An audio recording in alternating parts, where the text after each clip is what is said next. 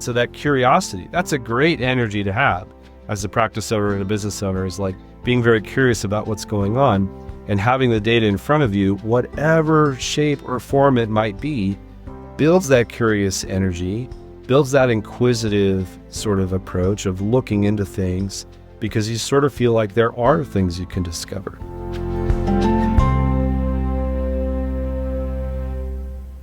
Welcome to the Money Skills for Therapists podcast, where we answer this question: how can therapists and health practitioners go from money shame and confusion to feeling calm and confident about their finances and get money really working for them in both their private practice and their lives?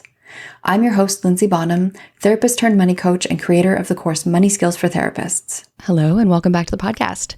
So today's guest is James Childress. James Childress is a CPA, a certified public accountant, and he focuses on helping group practice owners with strategic growth while emphasizing patient outcomes and creating financial stability and success for the owners, their supervisors, clinicians, and administrators.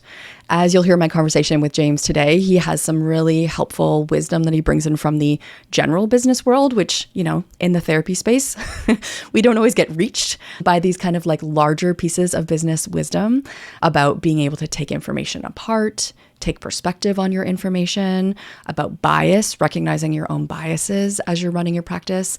And what we talk about today really applies to group practice owners, but also applies to solo practice owners. Even when James and I dig in today to thinking about, you know, setting up so that, you know, the analogy we use is that the machine doesn't run too hot, right? You're not like setting it up so your clinicians work so much that they're burning out. As a solo practitioner, you are the clinician who is working for yourself, and you want to make sure you're setting yourself up so you're not burning out. So looking at those bigger questions about creating a business that is sustainable, both financially, but also energetically, respecting that the work that we do as therapists and health practitioners is based on finite energy.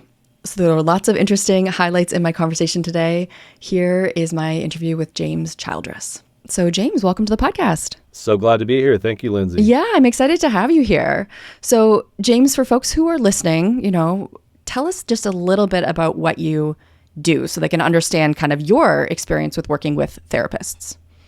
Yeah. So, you know, what I do for the private practice owners that we work with is we help them structure strategic plans for the growth of their business and help them ultimately to get out of the business what they want to get from the business. So private practice is a little bit of a different animal in a lot of ways, but there's still some very solid business concepts that can support what they're doing. And we bring those to the table for our clients. And for me, you know, I have a background a little bit unusual. You know, I've gone through therapy myself and gotten some amazing things out of it.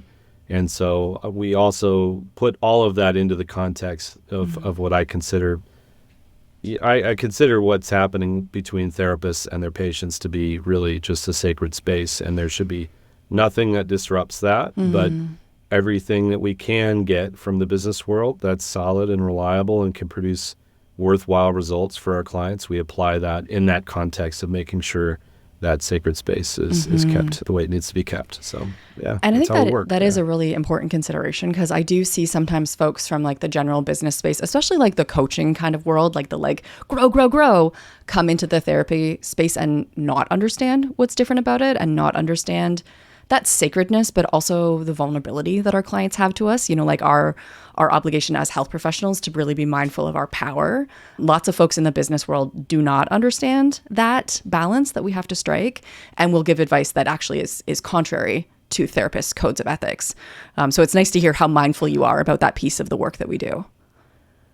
Yeah, we always treat it like a meeting of the minds. So, you know, because I've been through therapy myself, obviously, like I mentioned, but coming from the business world, the ultimate goal is a synergy of what you see as therapists and practice owners and your ultimate needs and goals and what we can gain from the business world. Because in a way, hitting certain targets requires the same techniques. It's just that we don't sort of want that hockey stick growth. It isn't necessarily a function that is appropriate for private practice, but we can make some great things happen. And growth is really not something to say no to. It's uncontrolled growth, unsustainable growth, those things are bad. And of course, growth that's not in the context of what the owner really wants from their practice. Yeah. So, Yeah. yeah. And that hockey stick growth, I've never heard that phrase before, but I can visualize it. Like, I think what you're describing is kind of like just that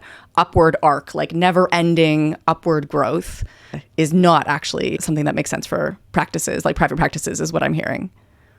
Yeah, you don't want that. I mean, and that's in the business world. They're looking for, they're trying to sort of light a fire with their product or service. And that can be great. I mean, it's a sign that in the market, there are people who find this new product or service to be of amazing value, and everyone's, it's going viral in the business sense, But there's some very key interrelationships between the admin side in a practice, the clinical side. There's also some critical stress points, in terms of window of tolerance and compassion fatigue and things like that. Yeah. So you can push that needle too far. You could do it in any business, really. Sure. That you can grow so quickly that it kind of falls apart. Yeah, you break it. Because it's not sustainable. But Yeah. that threshold is a little bit more tight in private practice. So Yeah. we have to be mindful of that. Yeah, I would agree with that. And I think, a big part of the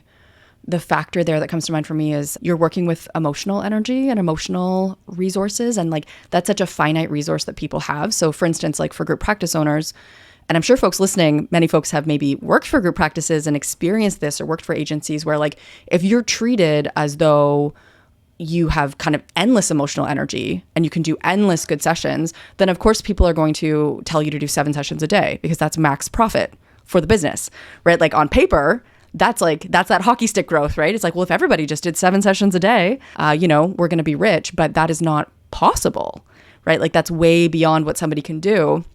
But the damage that can be done by folks running businesses and not really respecting the sacredness of the work, the limited emotional energy that folks have, and also they need that energy to live their lives and be well, can do a lot of damage to people who work for group practices when they're treated as though they're just like cogs in a machine rather than doing this really, really nuanced, high skill emotional work, which is what they're actually doing when we're talking about mental health therapists. Absolutely. And I like to use an analogy to sort of describe that, because it is very common for people to describe that as like a well-oiled machine. But even machines, like if we think about an engine is managing a very hot reaction, an internal combustion engine, and it has to keep that within a zone. And there's a level where it's so hot, it'll destroy itself. And there's a level where it's so cool, nothing's actually happening that's productive. And so when we think about a well-oiled machine, that's a good analogy for any business. But we can't ever ignore this fact that there's this middle ground, there's this balance point. And it's going to be different for every business, and it's going to be different for every product or service. And you have to create a bias within those balance points that keeps that reaction, that internal combustion reaction, safe and keeps it sustainable. The same thing happens in any business, but especially private practice. So how do we work with the clinicians? How do we help them? First off, I think the most critical thing there is be aware of how that reaction is going. And one of the things that the big business crowds that sort of enter into this space don't do is they're not mindful of that reaction. No. Even though it's very clearly the case. I mean, everything needs balance. The molecules or the atoms in our body need balance. It's and the orbits of the moon and stars and everything. There's a certain balance there. Otherwise, it all kind of falls apart. So acknowledging that balance is critical. You can't get around that. No. And savvy business owners of any type will do that, but especially in private practice, it's important. Well, and what occurs to me when you're saying that is, that is true of a group practice where somebody is trying to oversee, like a bigger machine, so to speak, and make sure that, they're at a sustainable level, that the folks who are working for them are at a sustainable level. But it's also true for solo practitioners, because I think solo practitioners, even though you're one and the same, sometimes, the part of us that's running the business and wants to make a certain paycheck or sees opportunity and doesn't want to say no to potential clients can be neglecting the part of you that is doing the work and that is like, to use your analogy, overheating, is reaching like an unsustainable point, right? And basically it's almost like your boss self can burn out your clinician self if you're not really being honest with yourself about the fact that you're doing something that's not sustainable. So I can see this like applying to private practice in terms of group practice, but also solo practice. Oh, very much so. And in a way, with solo practitioners, that sort of threshold is a little bit thinner. A lot of the concern that a lot of solo practitioners have is, well, what if I'm sick and I'm out for a week? How does that affect my income? What if I, God forbid, want to take a vacation? Oh my gosh, what if I need some time away? Yeah. Or, what if I'm away for training? So all these things sort of create this scenario where it's like, you actually have to stack the deck in advance. You have to plan this whole operation out to achieve a level of abundance that supports that biasing in the direction of you being in a space that's safe for you as a practitioner. That reaction is cooled a little bit so that it can be sustained. And one of the things I commonly find myself doing with the practice owners we work with is they're very much in the moment people, like very mindful, and it's a skill set they have for being with their patients, and all the other noise goes away, and that's a fantastic thing. The counterpoint to that is thinking about the long term, thinking about, okay, it's not just this time I have right now with this patient. How do I structure this enterprise so it accomplishes what I need it to accomplish this week, this month, this year, this lifetime? Yeah. And it's sort of, so we think about those big picture items, legacy, maybe, the lifetime effect they feel that they've had on the community around them and the people around them. And okay, working backwards, what are the steps that need to happen now so we can sustainably and reliably produce that result that they want? Because that'll be the passion that drives everything forward. So, and I hope I didn't ramble too much. No, you didn't. No, I mean, because the word that comes to mind for me there is a word that you used at the beginning, which is strategic, right? Like you help folks with strategic planning. And I have also found that therapists and health practitioners, like helper kind of folks, and I'm, for folks watching on YouTube, you'll be able to see that I'm like putting my hand over my heart. For folks listening to the podcast, I'm putting my hand over my heart because they're such heart-led people, right? Like so present, so embodied, care so much.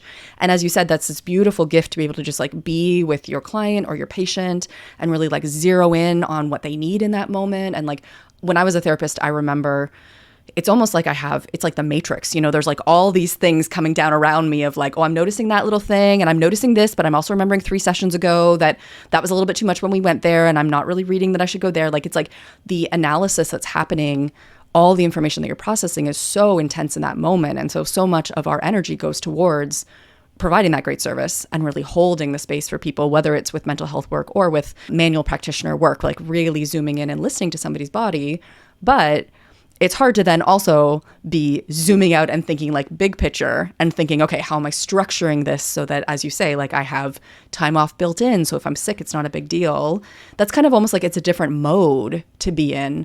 And most of us have not actually been taught how to be in that strategic mode. That's certainly not part of our professional education. To be strategic, we're taught to be present and to like deal with only what is right in front of us in that moment. Yeah, and thank God you do. I've finished some sessions with my therapist, and I'm like, is he going to go talk to someone else now after what he just kind of went through with me, and the experience I had, and I know he has methods for managing that. Sure. I think he understands better than I do, obviously, but. Yeah, it's really sort of hypervigilant state, for me being on the outside looking in. Yeah. And, I'll bring up things and I'll be like, hey, do you remember when we talked about this? And he's like, yeah. I know. I know. And then he just remembers all these things that we talked about. And I'm like, how does he keep all that stuff in his head? And how does he go from one session to another? Yeah. Well, all this stuff is being memorized. But yeah, it's definitely sort of like getting, stepping from a truck into a boat. It's like a very different sort of mindset to then think long term. Yeah. But one of the inspiring things I've found for practice owners when they think long term, and especially when they start thinking about growth, is that switch between thinking about the patients you're with right now and the patients that have not come yet. And so often when we talk about private practice growth, we're thinking about revenue and net income and owner compensation and them having a higher quality of life, all those wonderful things. But the rising tide that raises all boats is also one where if that practice grows and it can provide more service to more people, the people who need help, who haven't shown up yet, those ones we haven't met yet, they can get that help. Yeah. So the growth accomplishes all those many things. I like to call it the faceless, nameless patient, and remind the practice owners who feel a little bit hesitant to jump into a growth initiative that when they first started this whole thing, all they had was faceless, nameless patients. They had this sort of dream to serve people they had not met yet. And when they get those people in front of them and sort of think, sort of that one side of the brain sort of thinks, okay, these are my people, and these are the people I'm helping. They're the ones in front of me right now. And to step back and think about growing often means we start thinking a little bit about all the people we could help who we've never met yet, who are out there that if we create the capacity and we create sort of a different strategic, approach to what we're doing, those people we have not met yet will then come and have the resources that we're providing to them. Yeah. So. I mean, that's a really beautiful way to put that, because I do think too, sometimes therapists and health practitioners, this might be too harsh of a phrase, but we can have a bit of like a poverty of imagination where we're like, no, these are my clients. These are the people that I help, and I have to do everything to like take care of these people who happen to be here. But as you say, there's always going to be more folks who, like, your next favorite client is only a month away, right? And they're thinking about maybe reaching out to you now. But as you say, like if you, and I think about this too, like if you are somebody who has that spark to think about, I would like to do more. I would like to be able to be more available, because not everybody is interested in growth, of course.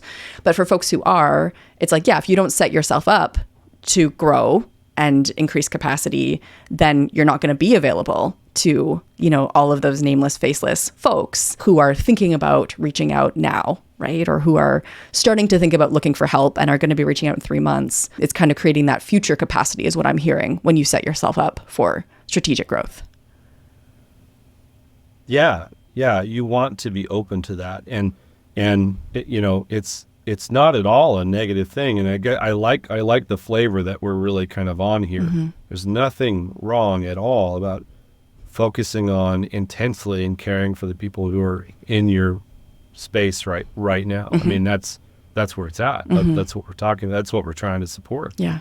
But I do see it's easy, because we're focusing on them, to forget about the people who haven't come yet. Yeah. And so that's that bias. So the biasing yourself in a way where you have capacity and you're building capacity.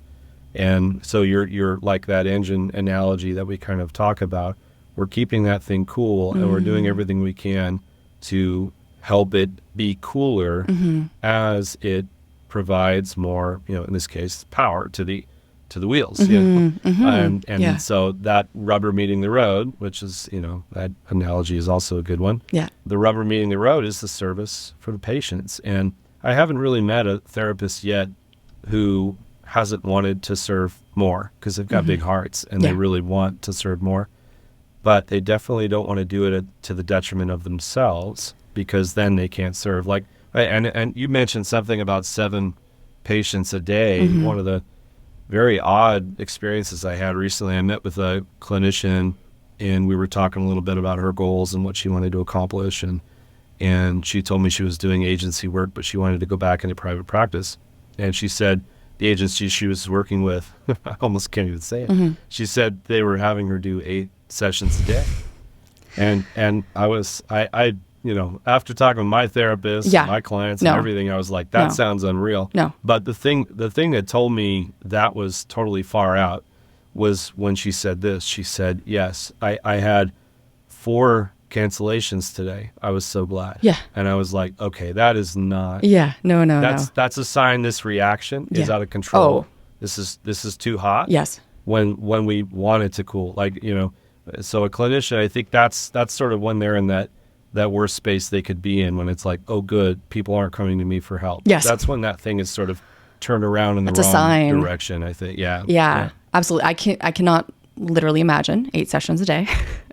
And, you know, this is something that I encourage my students to think about in Money Skills for Therapists is like, we all have our own capacity, and that's going to be impacted by other things too. Like, what kind of work do you do? What does your life look like at this moment? Do you have young kids at home? Do you have a parent that you're caring for? Like, there's so many factors that influence our capacity at any given moment. But I don't think 8 is in anybody's capacity. I'll just say that. I feel confident about that. I've never met a therapist who sees 8 clients a day and doesn't pay the price for it pretty much immediately. Yeah, I can't even imagine it. I can't, like, some of the sessions I've been in, I can't imagine 8 of those. No. Like, it's just, No.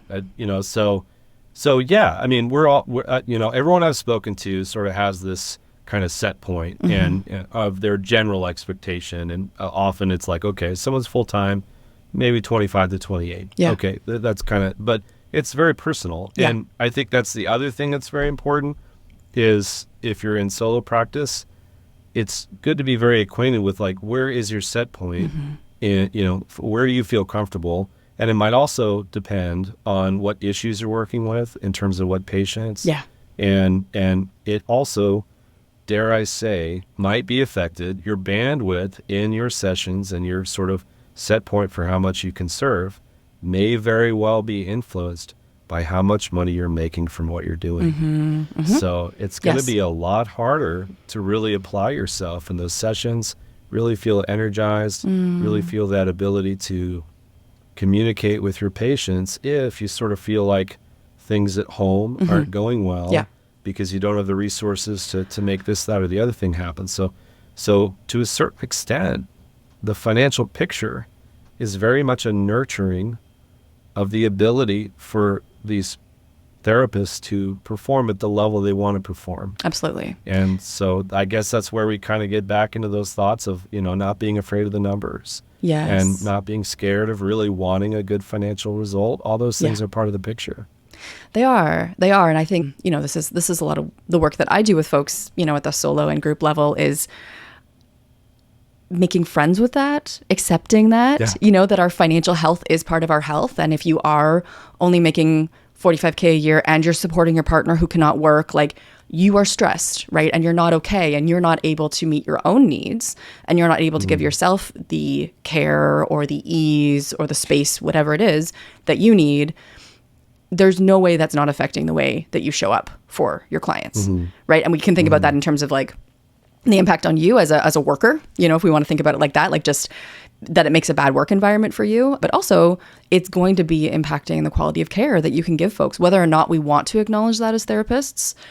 There's no way you're doing as good of work if you're, like, worried about not making your next rent payment, right? Or you have a medical issue coming up and you're not sure if you're going to be able to pay your bill. There's no way that that is not affecting your ability to be, like, present and grounded. And also, I think, you know, with therapists too, it's like, let's practice what we preach, right? Like, let's be taking care of ourselves. So when we talk to somebody else about stepping up and, like, holding their boundaries or prioritizing their well-being, we're not being total hypocrites, right? We're actually, like, actually speaking from personal experience, knowing that that is hard to do, but that it's worth it. Yeah, it is. And, you know, I just think that that's important. You have to recognize all aspects. Otherwise, you're approaching those decisions from a standpoint of bias, and then you'll inherently make the wrong decision. So, yeah, the money's part of it. Money's part of it. And so absolutely. That's where you kind of step out into that strategic thinking, and you're like, all right, well, how is this practice, this business actually going to be designed to meet the result I need it to meet for me so that I can serve to the best of my ability.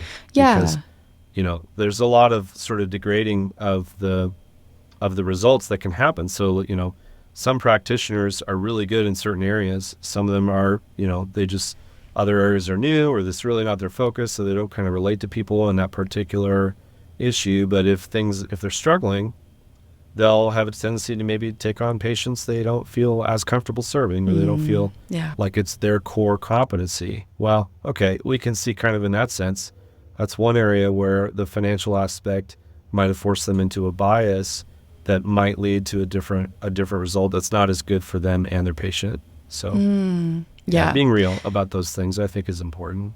Yeah, absolutely. And I'm noticing your use of the term bias. You're using the term bias a lot. Can you speak a little bit to bias and tell me more about bias? Yeah, so we all have bias. Bias is where there's sort of a part of our brain that we sort of head in a certain direction. You guys probably can explain the way the brain works a little better, but it's sort of like a preconceived notion about something. And this is where I sort of like to talk about my idol in the business world, which is William Edwards Deming, and I'm going to get to bias, I promise.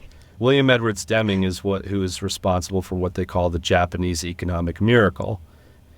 And they credit him with the Japanese economic miracle, which is where Japan was just blasted almost to oblivion. So many things were destroyed.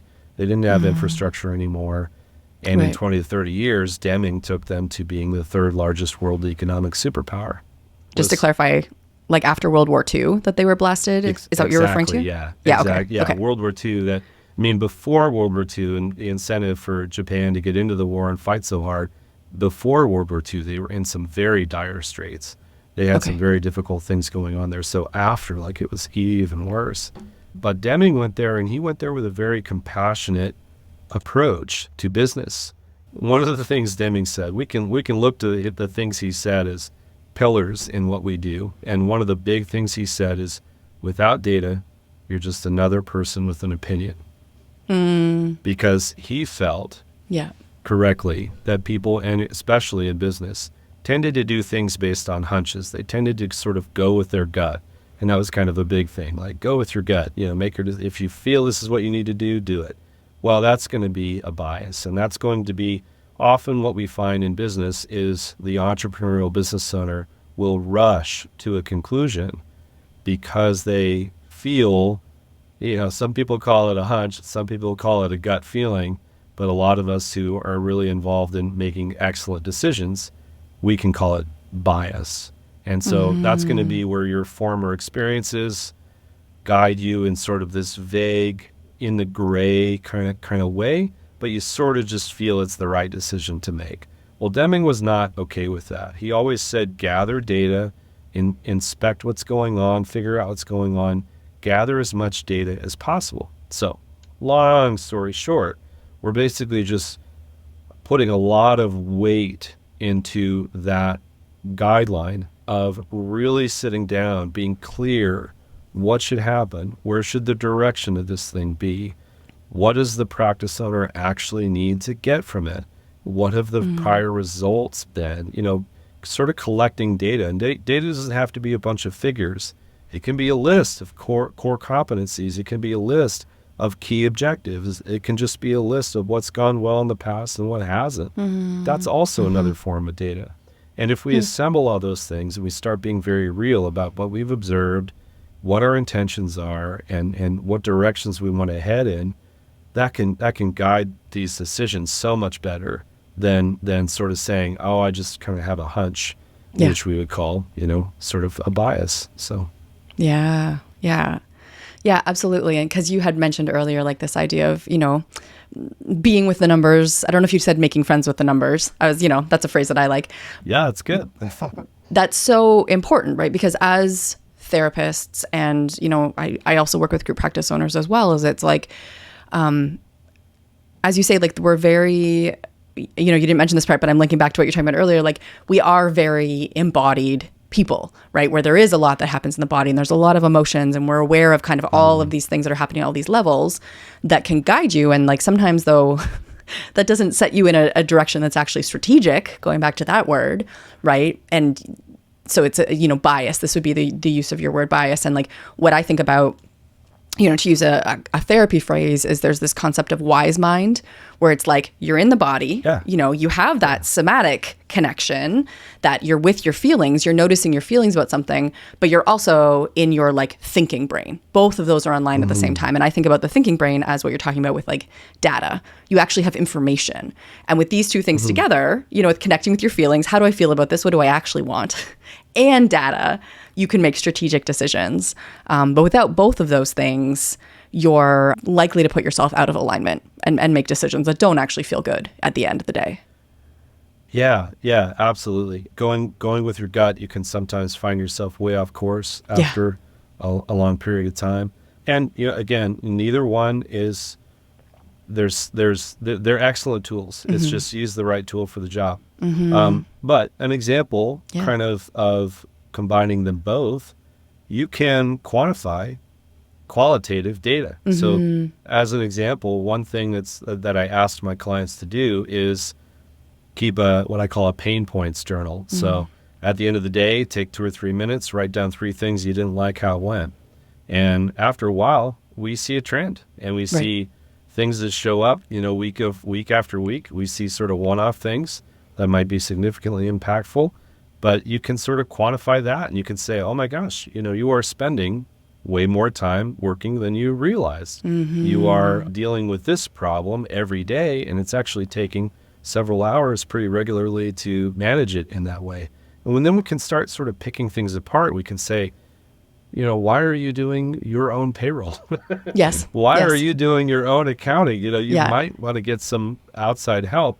And if they look at it in the right way, then they sort of get this unbiased interpretation of it where they say, oh, okay, I have this pain point, but it leads me to an understanding.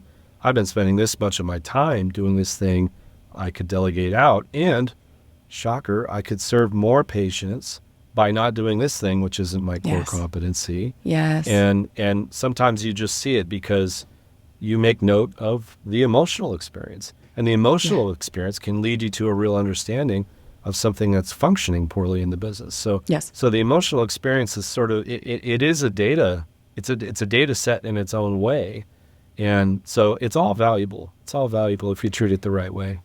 Yeah, absolutely. And, as you're describing that, it's connecting to my brain. I'm doing a course right now called Life of Focus with Cal Newport and Scott H. Young, and they're in the kind of education, computer technologist space, but they do a lot around living a meaningful life and like taking time and slowing down. And something that they talked about that I thought was really interesting was in terms of writing to process information. They talked about how we have limited kind of cognitive capacity at any given moment. Even if we really hook into something, there's only so many things our brain can hold at one moment. But when we write, we're almost like expanding our cognitive capacity, right? We're allowing ourselves to hold more information at once. So part of what I'm hearing, like in what you're saying, is it's by recording these things, even just a little bit at a time, you're able to kind of bring all this information together that otherwise would get lost. Like you'll forget the fact that you were also exhausted last Thursday, or you'll forget the fact that every time you run payroll, you hate your life, because so many other things happen in between. But when you record it, you can see all the information together and be like, okay, there's some patterns here. There are things that I can do something about, rather than just kind of having these fresh experiences all the time where you're actually kind of like a goldfish in a bowl, hitting the same pain point over and over, but you forget about it because there's so many things you've done between, last week when you hit this pain point and this week. So it's just really letting yourself see what's already happening in a really clear way. 100%. Yeah. And it's a great approach. Journaling has always been a path to self-discovery. And but it's interesting when you think about, going to your journal and looking at rereading the conversations, and you're like, oh my gosh, 4 times out of 10, I'm ending the day a little bit kind of pissed off. And then you start being real, because that's going to affect everything that's going on. It's going to affect your ability to serve yourself, your ability to serve your patients. And how interesting that you discovered that through an emotional experience, that you're able to put sort of a quantitative analysis on that tells you the trend you're experiencing. And gives you a sense that, it tells you the symptom you can trace to the cause, and then you can change things for the better. Yeah. And to go to the number side of it too, because that's an area that you and I live and enjoy, but I'm sure many folks listening do not necessarily live in and enjoy the number side. Something that, a coach that I worked with years ago when I first started selling money skills for therapists talked about is you need to grab the numbers and look at the numbers and get out of the stories, right? So for instance, especially when folks are first starting out, you're marketing your practice for the first time, you launch your course for the first time, you've put your heart into it. This is all of your brain and talents. You put it into this course, you send it out to your email list, and nobody buys, right? Where do our brains naturally want to go? They want to go to like, I'm a failure. Nobody cares about what I'm doing. I'm the worst. I've wasted my time. Like all the negative stories are going to be right there being like, oh, choose me. Like, so many negative interpretations that we can have of that. But if you can turn it into information and see, oh, okay, I sent emails to 600 people, but only 100 people opened that. And of that, only 10 people actually clicked over to my sales page. And of that, only one person actually looked at the cart. I'm using that like a online business, analogy here. But like what I'm seeing is like, oh, something's not working here. And it's not about me and my inherent worth and people not liking my face or anything like that. It's like, oh, there's something about probably my email subject lines that's not catching people's attention. So what if I try a different subject line? But you can do those like what if questions and experiment and be curious, which is what I always encourage for my students, when you actually know what you're looking at, when you can actually see, oh, these numbers are not how I want them to be. Like if you have clients calling, for instance, and you have 10 people call and only 2 people book, again, that's not about you. It's like, oh, okay, where's the disconnect here? Are people not getting a real sense of what you're looking at? Are you maybe marketing in places that people can't afford your fee? Like there's questions to ask there, but it's only when you look at the data that you can see, okay, something here needs attention, rather than going to those stories and emotions, which are always going to be so present. So that also comes to mind for me when we're talking about this data piece, is it's an invitation to zoom out rather than get caught up in the stories. Yeah, I relate to what you said 100%. And what I like to refer to what you just did as is I call it an anti-conflationary approach. So conflation is when we treat many things as if they're one thing. And savvy business owners and practice owners will do everything they can to avoid falling into that trap. And Deming, this was part of Deming's genius, is he acknowledged that you have to go into the problem and you have to divide it into its many different aspects. Like the word clever actually is the same word as cleaver. It means to split things up and not look at one thing as if it's a whole. Look at its components. So you were very smart to look at that outreach and divide it into what very clearly was many different operations. The email going out, the people seeing the email, the people actually opening the email, the people clicking the link. They call it a sales funnel. The sales funnel approach is the way to say, okay, it's not just marketing or advertising. It's all these steps that happen inside there. And another idol of mine, or I guess someone I'm a fan of, is Alex Hormozy. And another example of this is he talks about leadership. He says most people say there are born leaders. And he says he completely disagrees with that, and I do too. But the way he describes it is leadership is not one skill. And we typically think people are born leaders because we assume it's one thing, when in reality, leadership is a bundle of skills. There's sort of a sense of humor. There's sort of a sense of compassion and kind of connecting with people. There's communication. There's anticipation of things. And, there's all these skills that come into leadership. And if you go to that concept and divide it, then you can figure out, okay, this is where one person is weak in this area. This is where they're strong. This is where they can build that skill. This is where our marketing funnel, this is where sort of things fall off. When we make a little adjustment in this area, at the bottom end, we can get a significant result. All those things can be a factor. Absolutely. So, that clever and cleaver, I'm curious, do you know, are they actually related, the origins of those words? So I'm kind of a fan of etymology. I haven't looked that one up in a while, but my understanding is they are related, like in the history of those words, to be able to the same root. Take apart, right, and look at dividing something. And that's so. I love that. I'm every time I hear the word clever from now on, I'm gonna think about that because it is such an important skill, and I think that. Again, therapists, because they tend to be so emotional and care so much, it can be hard to take things apart sometimes. And it can be hard not to take it personally when our marketing's not working, when somebody doesn't book with us, when clients don't come back, all of these pieces. And so, I love what you're saying, take it apart. Think about what are the different aspects. Because as you say, that also gives us spots where we can grow. And maybe 90% of what we're doing is great. And it's just 10% that we need to zoom in to build a skill. Right? That gives you opportunity to do something, to be strategic, rather than fall into defeat or, want to throw in the hat. Because like that's also something too that I hear from folks a lot, in the group practice space as well, which can be a very high stakes, stressful space, is like, should I shut it down? Like, is it like they go sometimes between the like, this is amazing, I love this, to like, I should just shut this down. And there's a lot of levels in the middle. There are a lot of things that could be looked at in between those places. But I think when we have everything lumped together, it's easy to just fall into defeat when something's not working the way we want it to.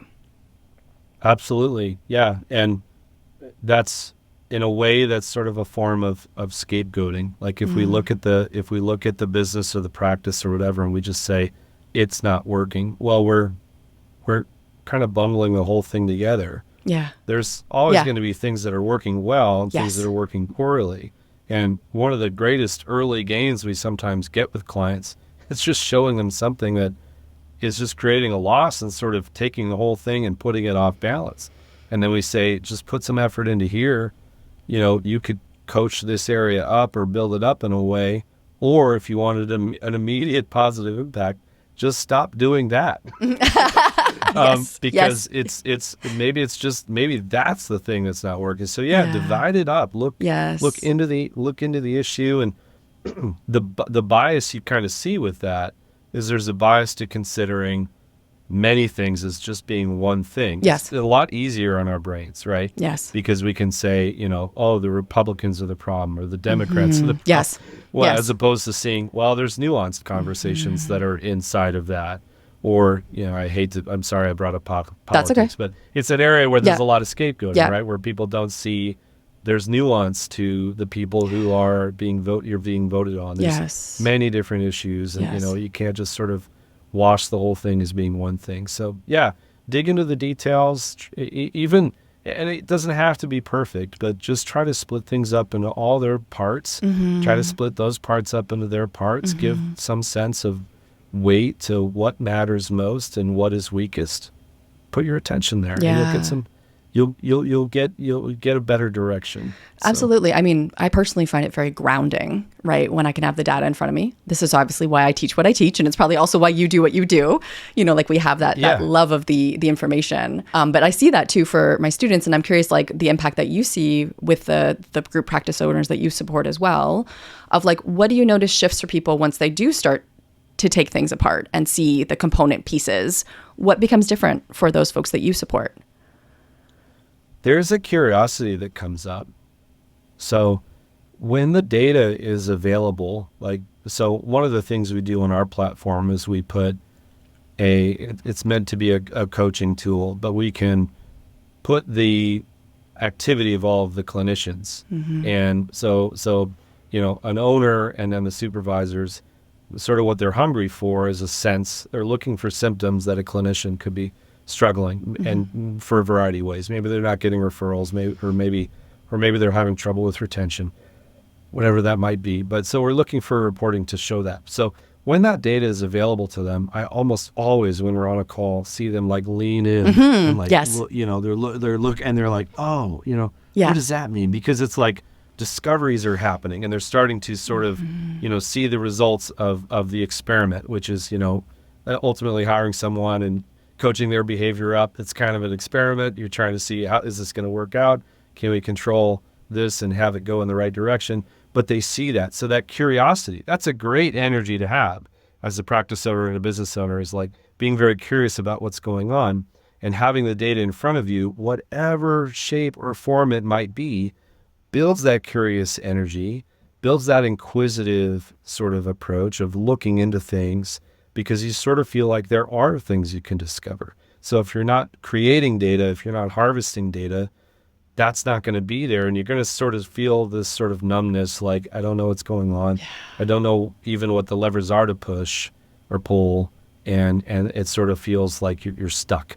And so, getting into a state where you're always sort of building the things you can be aware of is a thing that will create that curious energy and sort of a sense of control over what's going on, because you haven't sort of lumped it all into one thing and just thought, okay, this just isn't working. Yes, yes. So, and I mean, I think curiosity, as a trauma therapist, curiosity was something that I would really encourage my clients into a curious state, because it does also calm the nervous system, right? Like when we get to that place of being like, hey, what's that?